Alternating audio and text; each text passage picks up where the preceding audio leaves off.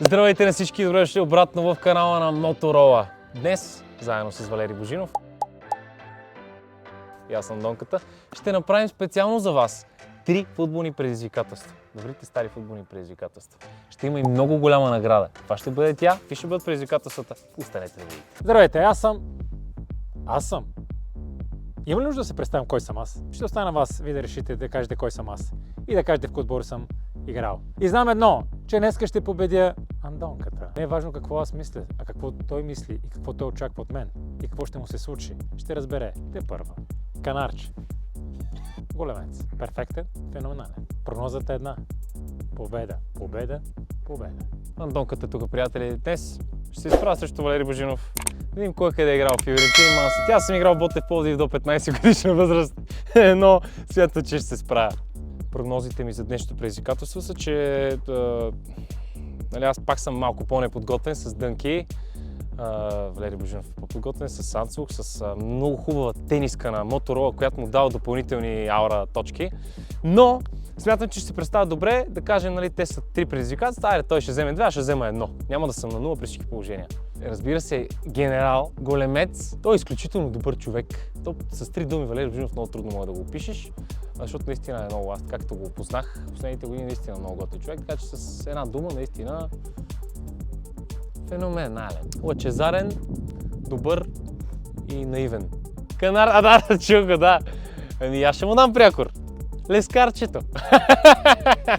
Айде да видим кой ще спечели. Дойде ред да ви представя какви ще са самите игри. Виждате го, той вече загрява. Сега ще ви кажа.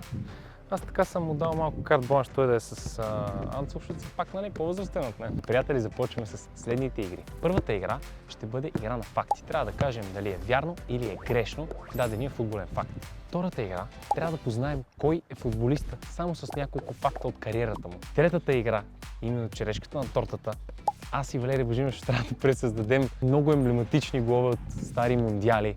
Видим кой ще се справи добре. Аз съм, пак казвам, с дънки, но съм много добър. Гледай, 2 метра съм, обаче съм много гъвкав. Останете до края, за да разберете каква е голямата награда, която може да спечели всеки един от вас.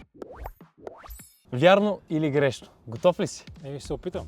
Играч може да е в засада, ако получи топката директно от тъч. Вярно или грешно? Е грешно. Как ще оттъча за засада? Абсурд. Това е някакво ново правило. Някаква нова технология. Играч може да е в засада, ако получи топката директно от удар от вратата. Не. Грешно. Нали така? В смисъл, от ударът от вратата няма засада. Трето. Ако защитник умишлено играе с топката, т.е. не е рикошет, а се опита да я изчисти, например, и тя стигне до нападател в засада няма. Грешно или правилно? Няма защитник, ако му даде топката, няма засада. Естествено, че няма засада. Къде ли ти е друг, да кажем, аз съм играя от Моторола и другия отбор ти подаде топката и ти се озоваваш пред наказателното поле, при пас от другия отбор, естествено, че ти не си в засада. Това са най-хубавите ситуации. Дай Боже, всеки има такива. Това ли бяха само въпрос? Те са много лесни. Това канарче ще го изпапкам. Приятели, видяхте, че за Валери Божинов бяха избрани най-лесните въпроси. Сега мен ще ме подпукат тук и аз ще падна. Ама, окей, айде да видим какво сме подготвили на мен. Готов ли си? Готов съм. При дуспа, когато изпълняваме дуспа, наказателно удар, 11 метров. Така. Вратарят трябва да има поне единия крак на линията при удара. Вярно. Вярно, ами доколкото знам, вратаря няма право да излезе с двата крака над линията и дуспата трябва да се преповтори или да такова. Няма, винаги трябва, затова ако ще ги гледали единия му, поне петата му стои на линията и вече след това иска да скъси дистанцията, нали? Излиза да... Поне един крак трябва да е на линията или над линията. Право. Какви вратарски въпроси ме питат? Футболен играч може да бъде в засада в собствената си половина. Вярно или грешно? В собствената си половина? Футболен играч може да бъде в засада в собствената си половина? Може ли да бъде в засада в собствената си половина? Не може да бъде в засада в собствената си половина. Не. Много гадно така с уловка са зададени въпроси. Тук и трябва да се замислиш на някакви елементарни въпроси. Трети въпрос. Дай да чуем. Трети въпрос. Футболен. Ако играч отбележи автогол директно от тъч, гола се зачита. Да или не? Директно от тъч, ако я хвърли и не докосне никой топката. Ами мисля, че се зачита, освен ако не са вкарали ново правило, защото си спомням преди много години в Англия имаше един куриозен тъч. Защитника там Бека му я хвърли на вратаря и буквално топката мина под крака на вратаря и влезна във вратата. И гола се зачете. 2008 8-9 година. Ако сега нещо не са променили, не знам, но смятам, че от тъч, ако я фърлиш и си стигне до вратата, се зачита гола. Не може. Не може. Как така не може? Много технология, за това говориме. Няма да технология, останал Ето виж, вкараха ми, изостанал съм 2008. Вкараха ми някакъв гаден въпрос, такъв досмислен. Окей. Приятели, първото предизвикателство отива за Валери Божинов. Ето аз стискам ръката на Божи гол. Неговите, няма да кажем, че са били по-лесни, но аз наистина се подхлъзнах малко на последното. Така че 1-0 за Валери Божинов. Нека да видим в следващите дали па няма да те обърна, да стане обръщалка. Айде! Игра номер 2. Този път ще бъде много по-честна. Прямо първата, видяхте там какво стана. Няма да коментираме, се връщаме назад. Не е хубаво се гледа назад. Игра номер 2. Тук е време да изравни Валери Божинов с моите знания. Тук ще играем на факти. И според фактите за футболисти ние трябва да познаем кои са тези футболисти. Готов ли си? Който пипне първи топката, има право да отговори първи. Ако сгреши, след това другия отговаря. Футболист номер 1. Започва кариерата си в Спортинг Лисабон. Има повече от 800 гола в професионалната си кариера. Кристиано Роналдо. The one and only. Най-големия. The God. The God. Не, The God беше Ибрахимович, нали така са... Да, нищо има Господ, хайде, нищо опустим се Ибрата Господ. Вкарва победен гол на финала, световен шампион през 2014 година. Марио Гьоце.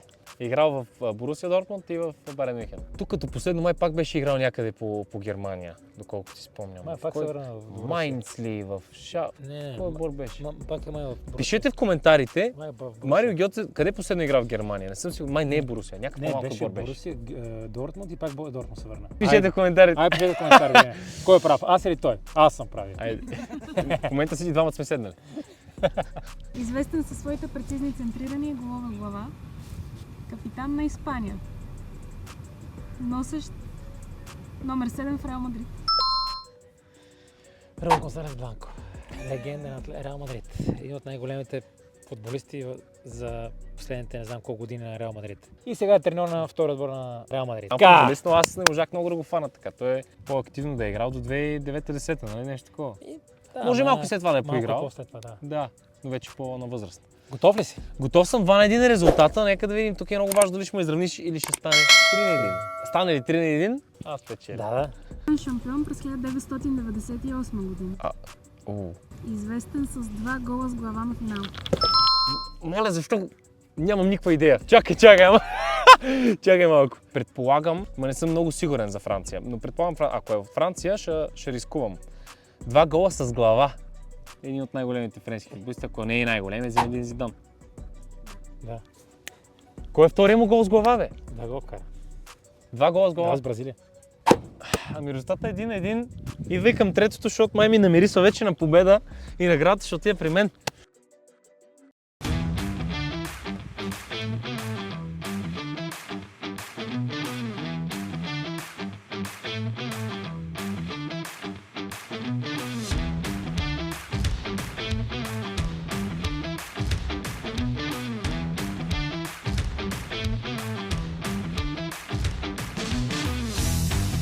Бос ще играе последното предизвикателство, защото това е живот или смърт. Сега ще бия бос.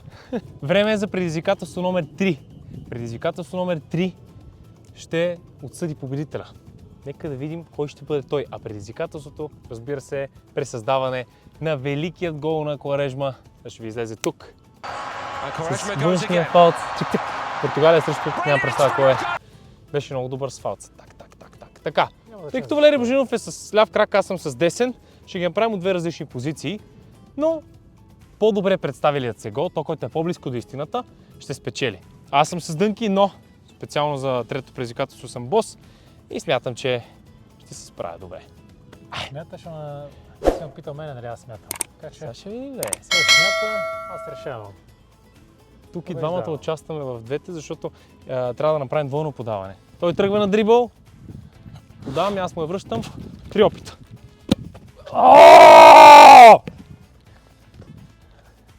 Това беше първи. Снимахме ли го това? Имаме ли звук и всичко? Какво направи, бе? Какво направи? Аз ти казах! Ева ти го!